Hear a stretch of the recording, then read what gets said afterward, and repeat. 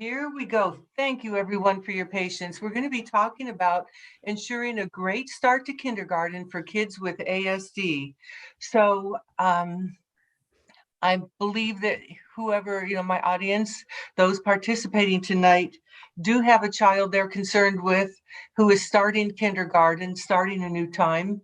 And I don't need to tell you, it is transition time. And transition for anybody means change. And change for our children with autism is something that we monitor a little more closely, a little more carefully.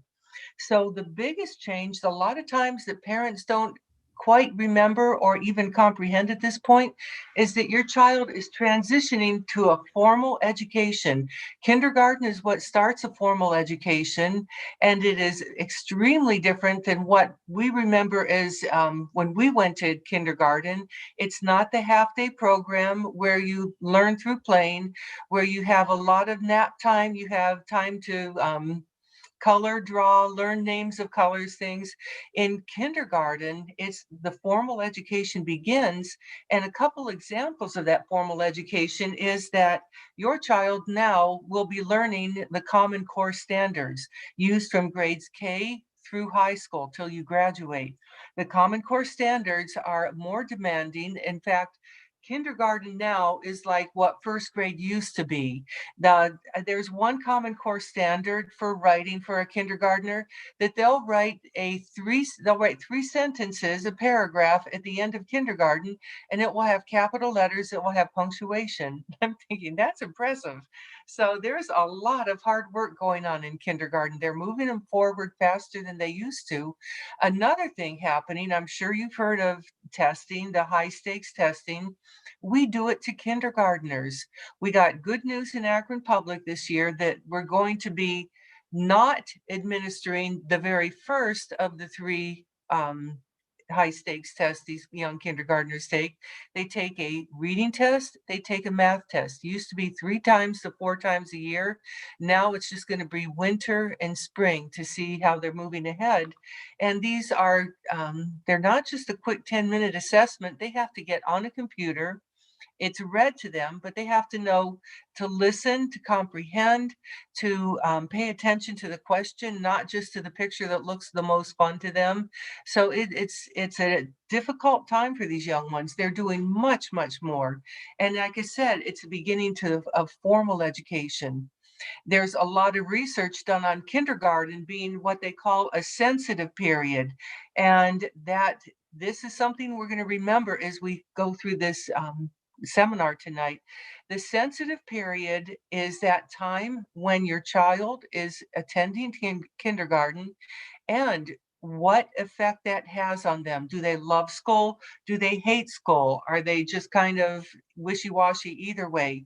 That first year of school follows them all the way to when they graduate, if they graduate, depending on what their experience was. So a lot of people think, oh, kindergarten's just a cute time or it's a throwaway year. No, it is the most important to set the stage for the next 12 years. Not saying that's going to make or break it, but it influences it so strongly that a lot of research has been done and a lot of things put in place to make sure that that kindergarten year is a good one for the child. And then you, as the parent, are entering a new realm as your child's advocate.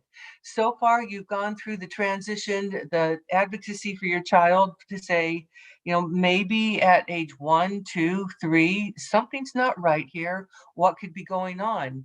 You take them to your doctor. Your doctor might or might not say, oh, don't worry, boys don't talk until they're 4 or 5. But you advocate to get the diagnoses for your child. You advocate to get the right services. You advocate to get a good preschool. But now you're going to be an advocate in the formal school setting where IEPs are highly are going to be in place for your child, and you're going to be advocating instead of a preschool where you just go a half a day, pick up your child at the end, chat with the teacher, how was his day, or with the assistant. Now your child is going to be one of up to 25 students, depending on the placement that you've chosen best for your child. They could be in a smaller self-contained class that maybe has 6 to 8 students, but there's a chance your child could be in a class as many as 25, and things start to change for you as the advocate. So we'll talk more about that too. So today's topic, first, parent-teacher communication. We're going to spend a fair amount of time on this. It's very important, and we'll see why as we go through. We want to support the whole child, the emotional, the social. We want your child to have equity, and we want to support you as the advocate. We're going to start off with um, parent-teacher communication, and we want to look first at parents. We want to look at teachers. This is all research-based, and I did not realize this. I am a mother of a child with autism. He's an adult now, and was diagnosed when he was about 3. But of course, we knew something wasn't quite right from like 18 months on, and even before had some inklings. But it was a long road. But when I found out parenting a child with autism is 4 times more stressful than parenting a typical child, I was glad to find that out because I thought, phew, somebody understands this. Then, when you look at parenting a child with autism as compared to parenting a child with another developmental delay or disability, we're talking it's twice as great as for raising a child with autism. So to start with, the parent of a child with autism is a very good friend of stress. Then we flip it over and look at our teachers. In the world of teaching, that's along with firefighters and dentists. I don't know why, but they're in there. They're like the top 3 fields or professions that are highly stressful. Then you look at education. Some educators, a high number of educators, don't make it past 5 years. And then in special educators, if they can make it past 5 years, that's there's like 50% of those who don't make it past 10 years. So look what we've got. We've got ourselves a swimming pool full of stress for both the parents and the teachers. So that's why communication, especially in the kindergarten year, the sensitive year, is going to be very important because we need each other. We both understand how stressful the world can be, how needy our children are, how they need the best of us at every moment. And sometimes we don't know exactly what the best is. We're making good guesses, but when you're doing it in a partnership, it's going to be the best for the child, for you, and for the teacher. So the purpose of the parent-teacher relationship is student success. Always looking back at your child. Why am I doing this? I want the best for my child. I want him to find his skills, his talents, and be the best. So research shows, a lot of this is research-based, that if a student or if the parent-teacher relationship is solid with good communication, that student is going to do better. And, that's kind of like, we don't need the research for it, but it proves it. We have idea, if we're not sure of how strong the teacher relationship is with us, we have idea, and that mandates that there be a parent-teacher relationship because it mandates that there's a team. And, as you know, on your team, you're probably going to have your speech therapist, your teacher, the special educators, if there are more in the background, gen ed teacher, special education teacher, or if in a self-contained class, the special education teacher who takes that. You'll have sometimes physical therapy, sometimes occupational therapy, school psychologist, the principal, and you can bring in your doctors, your child's caregivers. We have a team. So that, that's already been set up by IDEA. They took care of that for us. So the law, the IEP, those are what really solidifies and requires that we have this team. And so a lot of times that looks like the big deal. Like when your IEP is coming up and the parents may not be happy with it for good reason, that's when we have the heavy hitters, the lawsuits, that's when Teachers get more training on how to write the right IEP. So because we have that law and that law is so protective, a lot of times we think that's the big deal. However, in our world as parent and teacher, good communication is the big deal. Regular parent-teacher communication can build that relationship that, again, goes right back to the focus being your child being most successful. And success is learning academically, but we don't want to forget learning new behaviors, learning how to get new relationships, learning how to get a kindergarten friend, learning how to have some friendship time outside of the school. Those are the kind of successes we're looking for along with the academics. And that can help when there's good, strong parent-teacher communication. It can keep the drama at a minimum. We've got enough stress. So if there's a teacher who's not communicative or not giving your student what they need, if you've got good communication going, even with a teacher who's reluctant, we're going to find out sooner, and we may not need to get that attorney. And then it creates trust as team members, and we can all breathe easier when we know that we can trust the members that we're working for the best sake for our child.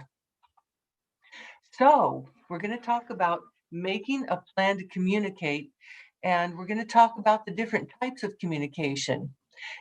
Parent-teacher communication, it's going to work differently for everybody, but it has some things that we need to take place, even though it's going to look different from parent A and parent B.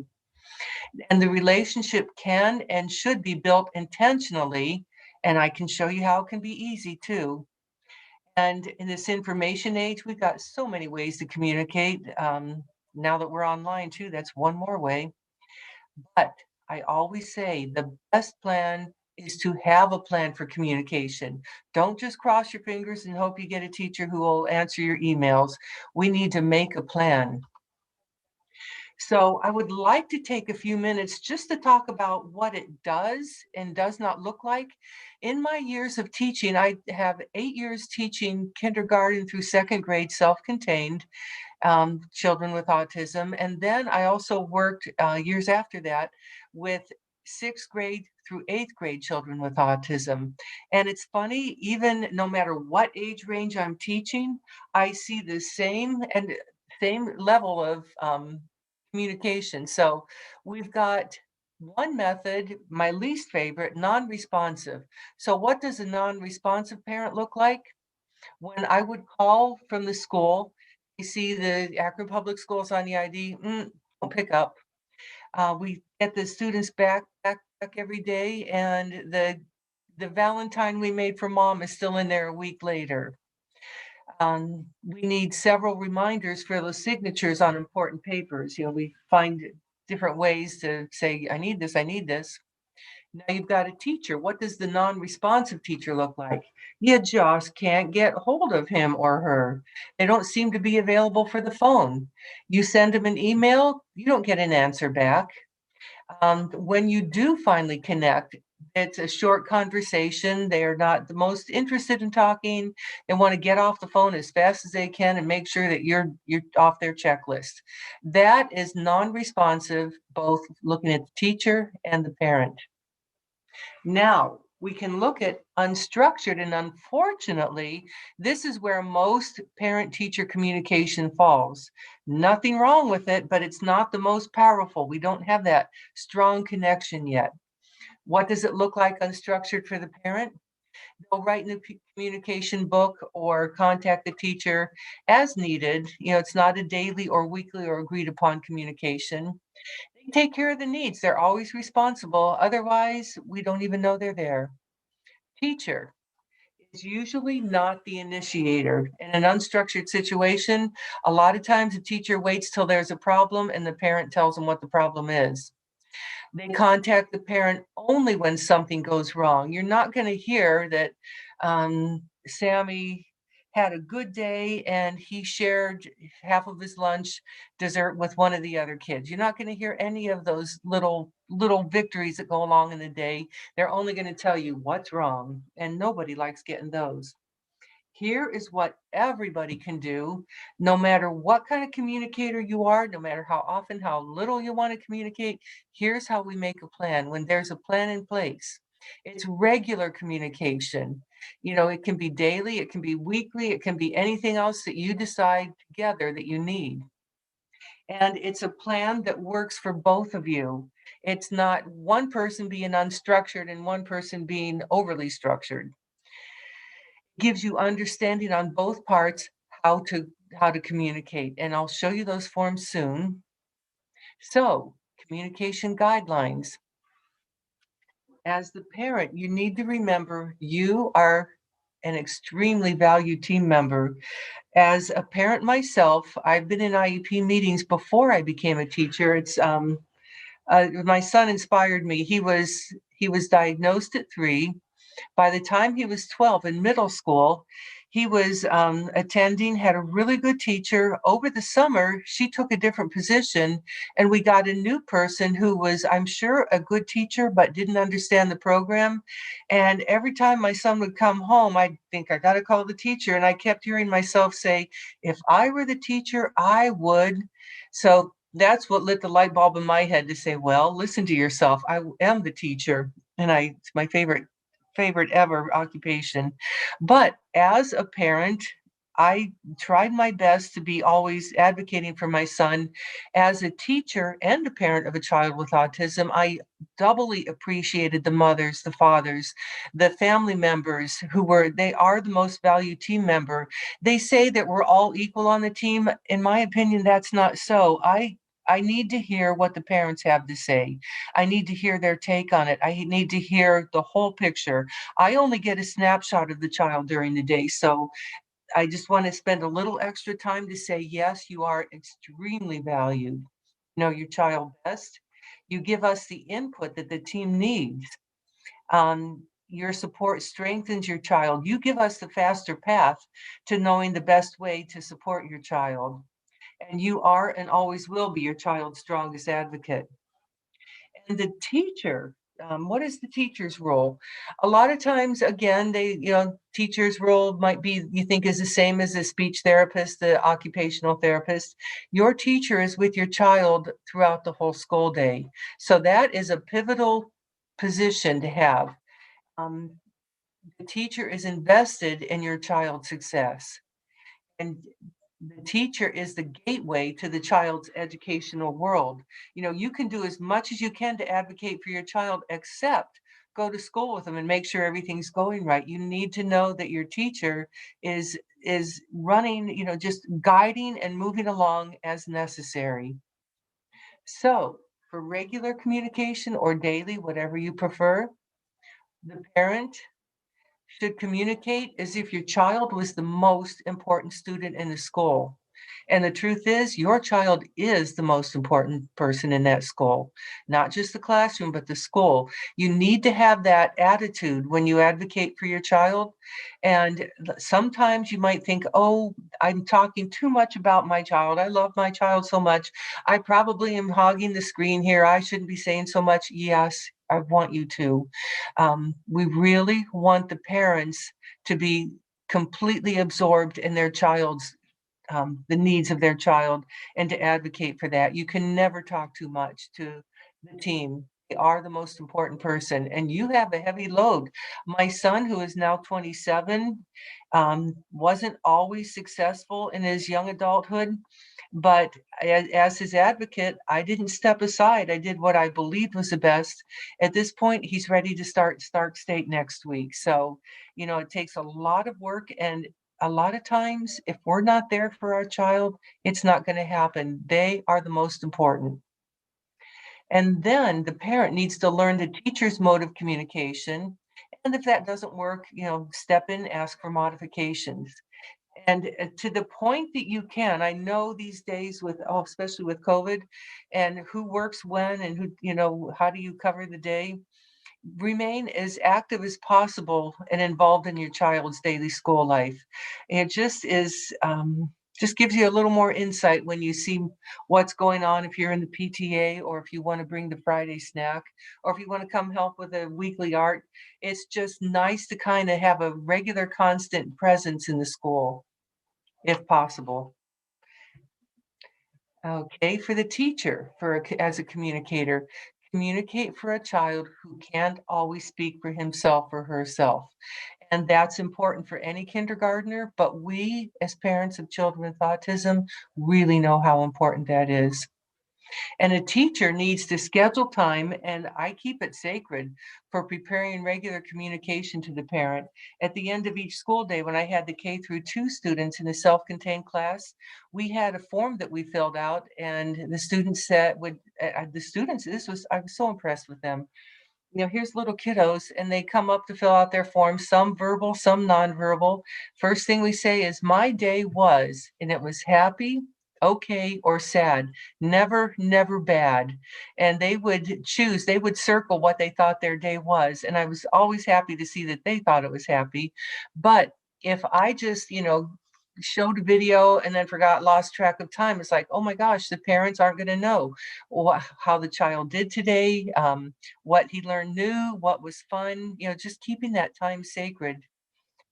And then as a parent, I think I came about this naturally, but the teacher, if your teacher doesn't, it wouldn't be a bad idea to suggest, did he do anything today that was kind of fun? Did he do anything today that was different? Can you tell me if he, included another child in playtime? Can you tell me if he even sat beside another child? Just make sure that you let the teacher know, I love hearing about the academics, but will you tell me a little, some things that just the daily happenings. I don't need to know good. I don't need to know bad. Just tell me, a few daily happenings about my child's day.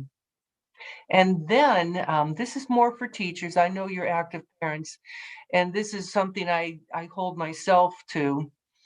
When I'm not getting communication with the parent for whatever reason, and oftentimes I don't know, parents sometimes have to have 2, 3 jobs or have to work at night. um, I continue communicating as vigorously. So that's just something that teachers really need to remember. Okay, now we've got best practices for exceptional circumstances. I wished I could skip this slide and tell you that you're going to get through the kindergarten year with absolutely nothing going wrong. But I found out, like with my son, some things didn't quite go right. He couldn't sit during music. It was a brand new music teacher. She didn't know what to do to make him stay seated. And, I eventually was called into school about that. And as usual, usually it's a parent that has the best idea. Well, have you tried this? Do you let him stand? Anyhow, there's going to be some exceptional circumstances. For the parent, it's always a good idea to let the teacher know about new growth and new challenges. If your child is now able to stay dry overnight, tell the teacher, that, hey, he's growing, he's making progress. If your child did something new in communication, or is like, for example, I had one little boy who would sit back and say, ah, it's a wonderful life. Well, he would say that every time he got a blue crayon, because blue was his favorite color, and that was a line from some bird in a Disney movie. So she let me know that when he's happy about something, his line every time, oh, it's a wonderful life. I loved hearing that. So, and new challenges too. Sometimes our children will be, their brains are changing a lot. And as their brains are changing and growing, that's going to kind of upset the cart, and they're going to have some new challenges that um, might not have seen before, but are now in the picture. So let the teacher know. That's important stuff. And again, if you're wondering if something is worth communicating, it is. Just like you communicate as if your child is the most important person, your child is. And if you wonder, should I communicate this? That right there is your answer. If you thought of it, yes, you should. Now, for the teacher, we need to let you parents know what's going on, what's a good thing that happened. One lunchtime, I had a big, oversized black and white striped tiger, snow tiger, and I had 2 boys sitting on it, and for maybe like 2 minutes, and they've never before um, connected. And I took a picture of it. I thought, I can't believe it. They just sat there like they were going on a ride. To me, that was a happy moment. It's just like watching your child take their first step. If you're not there for it, you want some evidence. So make sure that all the positive events too are shared out. And then when a teacher needs to communicate something difficult, um, the best thing to do is stay with facts and withhold an opinion. An example of that would be the teacher who maybe doesn't understand autism and had a child who had a meltdown. And, sometimes we don't know till after the fact. Sometimes we don't know what triggered it. We know something triggered it. Well, if a teacher, or say they went to gym class, that's where I had watch your specials. That's where the students seem to be more challenged. If they go to gym class, art class, music, where it's a little less structured, they might have a meltdown, and the teacher might communicate, well, your child ripped my room apart and threw the chairs, and I didn't know what was going to come next, and I couldn't calm him down, and he was a wild animal for 10 minutes. That's not what you want to hear. You want to hear, your child had a hard time in class today. I'm not sure what triggered it. Here's what happened. Here are the facts. Now let's work together to, make sure that whatever it was, we can hopefully understand and help your child. So, and if a teacher does happen to start giving you their opinions along with it, you can simply say, let's stick with the facts, please. Simple as that. Okay. Now we have those exceptional circumstances. We have conflicts, and there most likely will be some conflicts. Best practices for the parent to communicate for information, not confrontation. A lot of times, like say you're in an IEP meeting and you want increased speech, and you know that there's a good reason, and the school is pushing back saying 10 minutes of speech in a group is enough per week, and you know that it isn't. Or if they say, look, we would like to offer a half-hour speech, but it's in a speech group with other children, not individual speech. A lot of times, if you just can stop and say, tell me what you want, tell me what you're saying. And if you have the luxury of a day or two, write down your position, just write it down. And that's a way that you can clarify your thoughts. You don't have to share it with anyone, but there's a trick when you write something down. Somehow the process of from your brain to the paper is helps in problem solving. Okay, stay with an issue until it is resolved to your satisfaction. Sometimes we want to be cooperators, but as an advocate, this is a time when you have conflict resolution for your child. You stay with it until you are satisfied.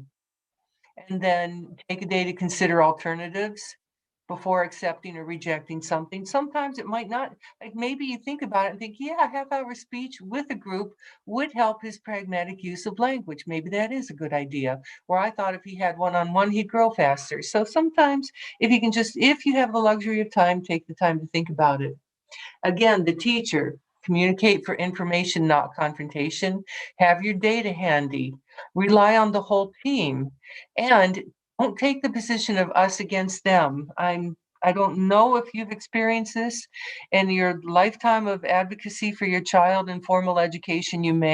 There may be some teachers or administrators who kind of had that, well, you want this, but we want that. And since we're bigger and we have more money, we're going to get what we want. Nobody will say that out loud, but sometimes you can kind of sense that. And that's when you just think we're part of a team, and I'm going to have to remind them of that. Okay, here's how we're going to make our plan. I've got two simple forms, and oh, I've got to share them. Let me try this. Let me try sharing these forms with you. The parent or the teacher can be the initiator of these forms. You can hand them out to your teacher and say, use them for every other student or just use them for mine. So let me see here. I want to share these forms. Okay. Okay, I need to find it. I'm going to minimize. I am so sorry. I'm used to using Akron Public's Google Classrooms and not Zoom. New share, basic, best practices. Here we go. Let me get this slide. Hang on just a second, friends. Gonna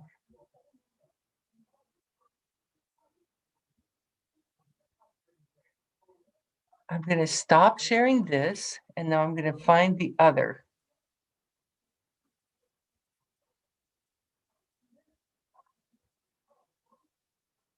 Okay, hang on, please.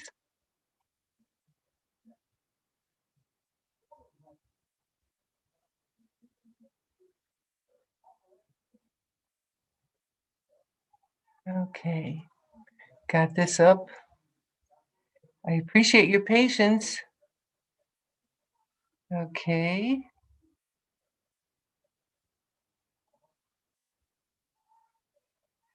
Now, let's see what we can do here.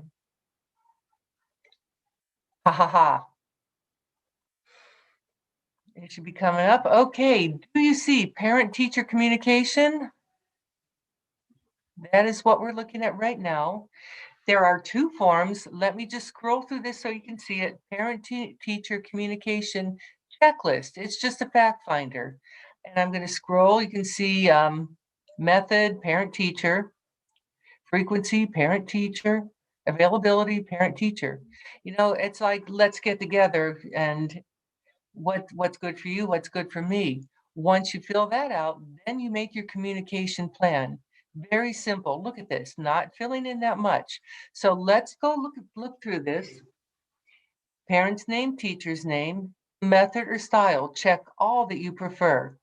You want a communication notebook that goes back and forth? Parent, what do you want? If you want it, check. Teacher, if you like that, check. You want teacher notes, just one way from the teacher and the parent doesn't really care for them. Would you like email? Would you like the phone? Would you like a home phone, which doesn't happen often anymore? Cell phone? Do you want to text? Do you want to meet after school or before? Is there something else you can think of? Both of you fill out the same form, and a lot of times, I don't know if you've had the open houses for your teachers yet, but you know, at the beginning of the year, it's easy to slip something in. Just take 5 minutes, sit down with a teacher. It shouldn't take more than 5 minutes for both of you to say yes, yes, no, yes, maybe. Go down to frequency. You want daily. A lot of times when we're in kindergarten, we do want daily communication, or weekly. That would be more for when you're middle school, high school. Some prefer just every reporting period. Others, you might have another way. Availability. Call me as early as parent, 7 a.m., teacher, 8 a.m. Call me as late as parent, 10 p.m., teacher. I'm up till about 2 in the morning. I want to admit that. No, 10 p.m. Return messages and emails. This is important. I'll return your message or email with either hours or days. So if you send off an email to the teacher and it's been a day and a half and you haven't received anything, well, if your teacher said, I'll have it back within one day, that's your stance to say, okay, I'm going after it. I can ask her now. Or, she said 2 days, so I'm going to chill. So once you have this simple form filled out together, you take the next simple form. What method or style did you agree on from up here? Did you agree on emails and cell phones, or emails and text, face-to-face meetings, or text and whatever you both agreed on? That's what goes at the top. Contact information, parent and teacher alike. What are all the important numbers? Frequency. Did you go daily? Did you go weekly? Did you do other? And then you agreed on how often to call. Parent signs it, teacher signs it, you're done. So that's a method that's simple, quick, and reliable. And there's always magic, like I said earlier, when you're trying to decide something and consider if you, or, you have a position and you don't know how to say it with clarity, or, maybe your emotions are high. If you write it down, magic happens from the brain to the paper. When you have something like this and you both sign it, suddenly it becomes much more real just by putting your signature on it. And also, that is evidence for you in case there's future difficulties. You can say, here, school, here, IEP team, or attorney, or whoever's advocating for you. Here we go. We got this at the beginning of September, and it's October, and it's not going as she planned. And I already tried talking to her. So, just more evidence and a stronger stance for you as your child's advocate. So, there you go with the communication. And those will be available through Wendy, I believe, and we can confirm that during the question time. I'm going to go ahead and exit this and get back to here. And let's go to, I got things in the way that make it hard for me to find my tab. Hang on, friends. I need this to move. I can't see my, okay, let's get rid of, no. Do you mind if I just show it to you this way? Okay, because I can't move this one area to find my share. Okay, now the process solidifies the commitment. As I said, shows that both parties are involved, a visual reminder, and this is going to work from you from preschool all the way till your child graduates high school. And one thing you probably didn't think of this as we were looking at the form, nowhere does it say autism, ASD, spectrum. We're just talking about good communication that would fit any student. And all students benefit from the effective parent-teacher communication. For students with autism, the need for communication doesn't change. It's just that we as the parents and the teachers are much more inspired to make it work. I promise you, this is a good plan if you can get it in place. Then we want to take time to talk about supporting the whole child. And we know that autism is a social communication disability. I can't tell you how many times people that I would think would know, other intervention specialists, a principal, a parent of a typical child, they believe that behaviors, in other words, tantrums, are one of the diagnosing criteria for autism. Not even in there. You look at the DSM-5, nowhere does it say a tantrum. People often think that if a child shows that behavior that's more exuberant, that, oh, they must have autism. No, there's a lot of reasons a child is not happy about something. When you have autism, it's a it's a social communication disability. And the third string of that is odd or perseverative behaviors. Nothing about tantruming. So you'll probably have to be an advocate to let people understand that too. And when you think about it, behaviors are simply a response.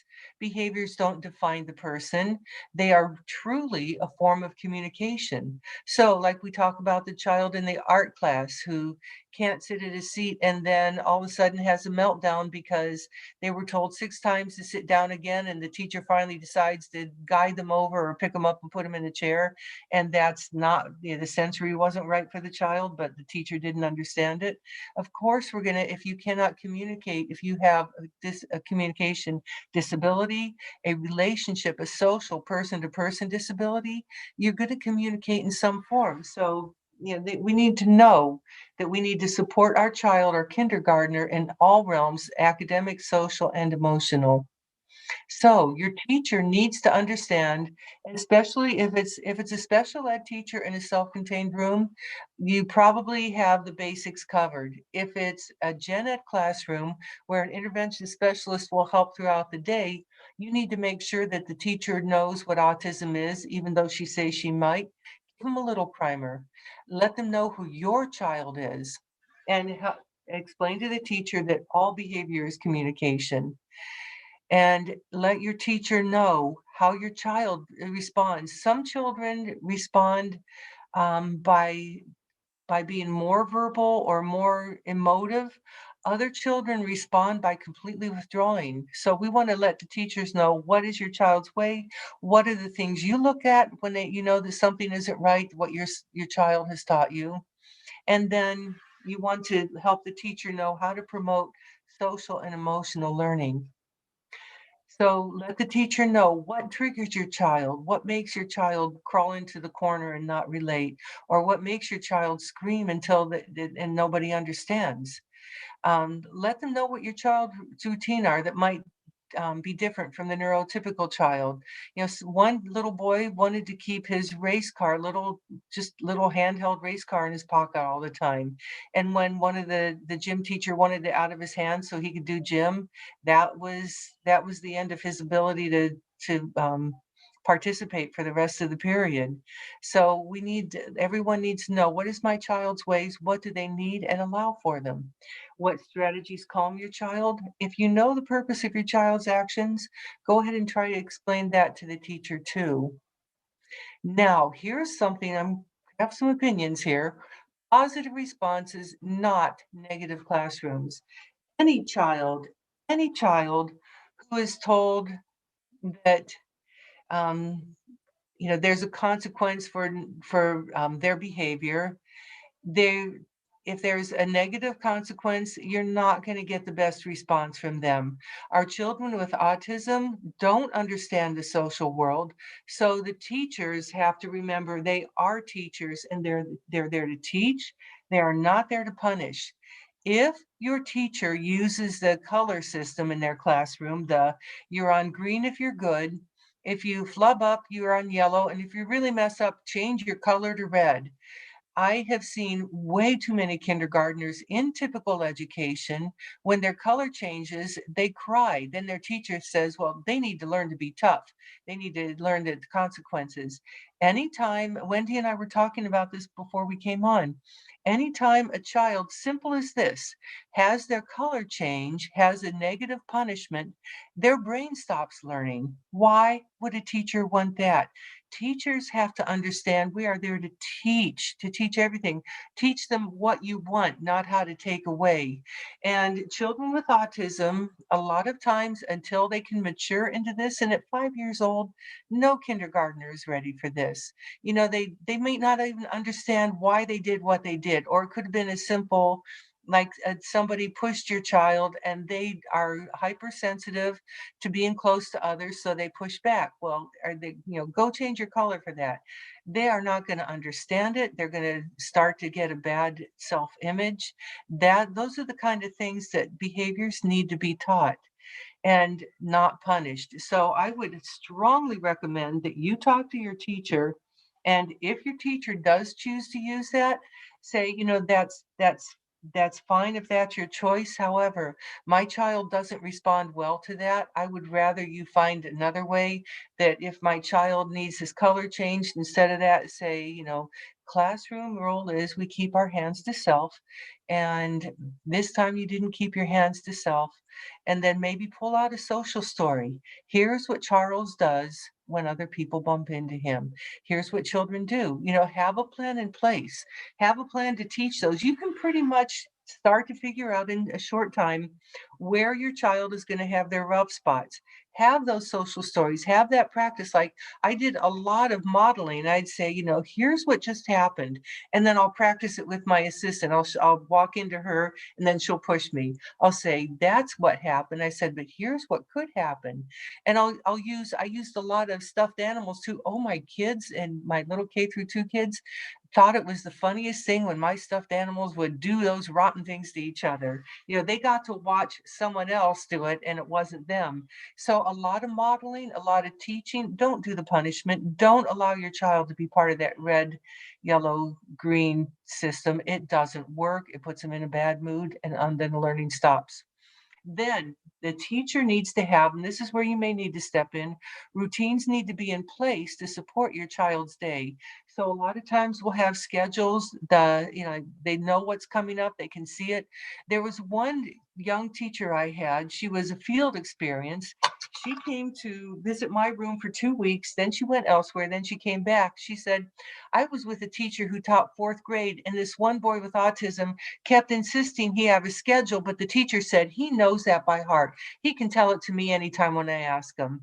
And I said to the young lady, the teacher to be, I said, It isn't that he has the schedule memorized. That's a visual support for him to give him, to relieve his anxiety. See, I already did this. I'm going to do this next. I said, you always, always allowed him to have that. When there's a change, let them know there's going to be a change. Give them grace and give them repeated practice to learn routines. They're going to take a little bit longer socially to learn what they need to, but they can and they will. Okay, addressing academics. Academics can throw the emotional part right back to the child. So teachers have to be ready for this too. You know, there's the social emotional world of learning. If the child doesn't understand what's going on, if they take longer to process, the teacher says, get out your math books and open to page 4 and get out your red crayons. That was 3, 4 commands all at once. Your child might have just been able to get out your math book. So all of a sudden there's confusion. They don't know what to do. Then they get in trouble for not doing what they were supposed to do and not listening. You know, they need that processing time. So the teacher has to know your child well enough to know to look for those things, accommodate for them, and to differentiate the child's instruction, to teach to the child's strengths. I had one boy who I taught him one more, one less, because he loved roller coasters, by drawing a roller coaster, cutting out the cars, making up all these silly stories about how this car had to leave for repair, how that car needed a new seat cushion. He learned more than and less than by seeing how many cars were on and off the roller coaster. It worked. Moderating academic demands. One thing my son really had trouble with from kindergarten on, if he knew something, he knew it. Don't make him do it again, was his frame of mind. So if you have a child who, once they master something and then the teacher gives them 10 problems, you know, and handwriting might be hard for them, and the child's already shown that they know that, don't make them do it again. You know, sometimes you just have to say enough and know the child, and teacher needs to know. So in the end, here we are finishing up. As an advocate, you have the parent's heart, and that drives the strongest advocacy. One thing I like to tell parents of new kindergartners, parents of children with autism, is do not worry about how you come across. It's new territory for you. You know, you now have principals who are a little more stern because they're running a school of, you know, 5, 6 different grades instead of just a preschool. You have teachers who are hassled and have a lot of work to do and aren't always sure they have the time for you. Don't worry about how you come across as an advocate. The most important thing is get in there and advocate.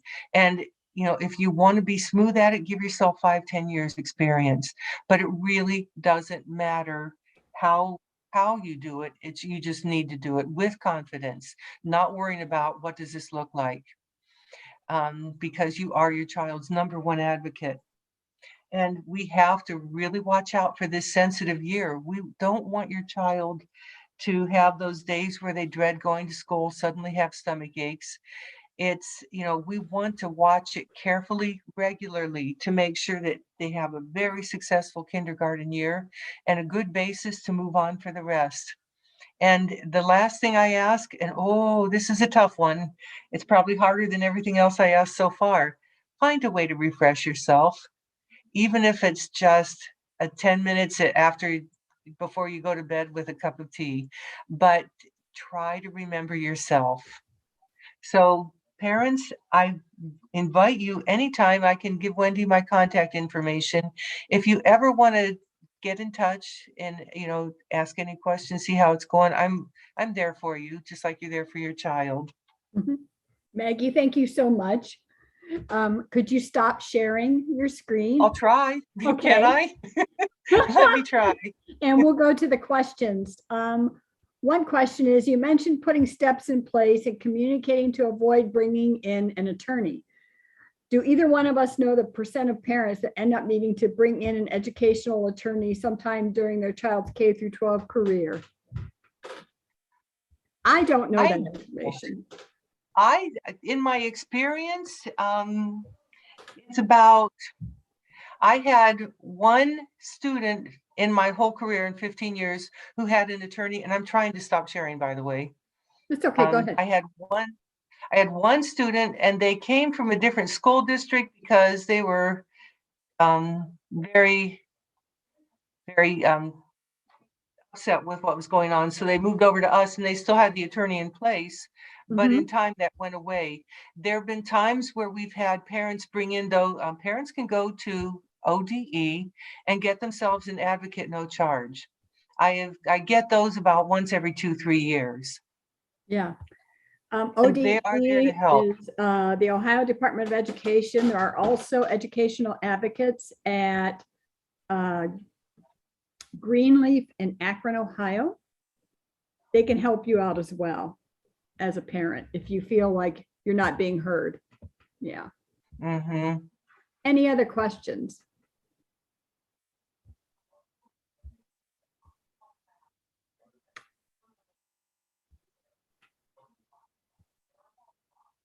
Okay. I think that Go if I ahead. could just emphasize what I really want to say the most is God bless you for being your child's advocate, and just go full speed ahead without worrying about what others might think, what the team might think, just because you don't have that much time. Your child's only going to be in kindergarten 1 year, and it goes fast. But, at every step of the way, just do what you know your heart tells you to do without fear of what others are going to think, or a fear. Like, I used to think, oh my God, I'm going to be such a pest. Well, I was. And my son got, what he needed. As a teacher, I can tell you this too. The students who get the most focus from the teacher, the student who gets the best focus is the one whose parents are most involved, because teachers have limited time, and we're not going to bend and give our best to every student, because we honestly don't. We wish, but we don't have that kind of time. So if we're gonna go overboard for someone, it's going to be the one whose parents involved. So you have a lot of power as a parent. I think parents don't realize how much power they have sometimes. Well, and they're the intimate witnesses of their child. They know everything about that child, not the teacher, not the IEP team. It's the parent. So you have the final say. Are there any other questions? All right, Maggie, thank you for your time and for everybody who attended. I'll let everyone get back on to their evenings. Have a great evening. Good night. Thank you. Thanks for coming. Bye-bye.